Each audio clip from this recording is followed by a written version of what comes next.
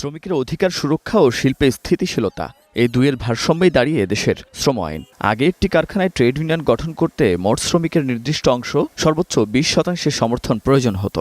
দীর্ঘদিন ধরেই অভিযোগ ছিল এই শর্তের সঙ্গে নানা প্রশাসনিক জটিলতা বাস্তবে শ্রমিকদের সংগঠিত হওয়াকে কঠিন করে তোলে।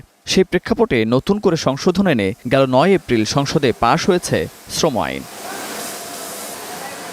নতুন আইনে ট্রেড ইউনিয়ন গঠনের ক্ষেত্রে বড় পরিবর্তন এসেছে। শতাংশের শর্ত বাদ দিয়ে এখন 20 জন শ্রমিকের সম্মতিতেই ইউনিয়ন করার সুযোগ রাখা হয়েছে। সরকার বলছে এতে শ্রমিকদের সংগঠিত হওয়ার পথ সহজ হবে। তবে শ্রমিক নেতারা বলছেন একদিকে ইউনিয়ন গঠন সহজ করা হলেও অন্যদিকে একই কারখানায় ট্রেড ইউনিয়নের সংখ্যা 5টি থেকে 3টিতে কমিয়ে আনায় সংগঠনের পরিসর সংকুচিত করতে পারে। এছাড়া মাতৃত্বকালীন ছুটি, চাকরি ছেড়ে দেওয়ার বিধানসহ বেশ কিছু ধারায় তাদের আপত্তি রয়েছে। তবে নিরাপত্তার প্রশ্নে আগের চেয়ে শ্রমিক এখন অনেক নিরাপদ বলে জানান শ্রমিক নেতারা। একদিকে আপনি সংখ্যা কমালেন, কিন্তু ট্রেড ইউনিয়ন ফ্লোরাইজ করতে দিচ্ছেন না। শ্রমিকের সংজ্ঞায় আগে আপনার শ্রমিকের পাশাপাশি ওয়ার্কার্সের পাশাপাশি এমপ্লয়িজগুলোকেও আপনার এখানে সন্নিবেশিত করা হয়েছিল, যেটা এই সংশোধনীতে নেই। ইলেকট্রিক্যাল, ফায়ার এবং বিল্ডিং সেফটিতে পোশাক শিল্প 70 to 80% অগ্রগতি সাধিত হয়েছে।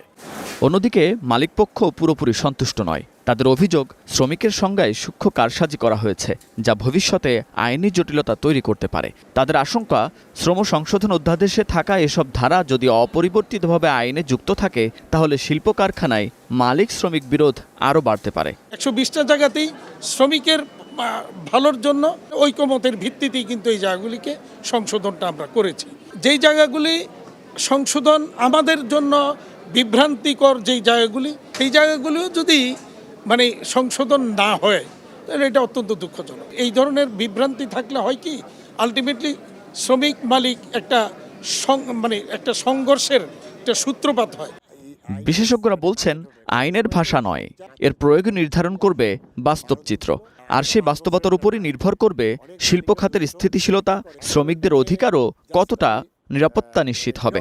শ্রমিকরা যেটা বাইরে বলে, আসলে তারা তাদের এক্সপেকটেশন যেটা আমি বলবো তার থেকে অনেক বেশি পেয়েছে।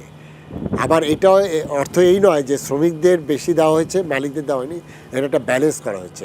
এই জন্য আমি বলবো যে এই আইনটা যথেষ্ট স্ট্যান্ডার্ড হয়েছে। সরকার, আমাদের শ্রমিক, মালিক সবাই মিলে এগুলো বাধ্য করতে হবে, অর্থাৎ ওয়ার্ক প্লেসে আপনার তার হেলথ এবং সেফটি বিষয়টা এনশিওর করতে হবে। নতুন আইন শ্রমিকদের সংগঠিত হওয়ার পথ কিছুটা সহজ করলেও একই সঙ্গে নতুন কিছু বিতর্কও তৈরি হয়েছে। Munnaf Rashid, star news, Dhaka.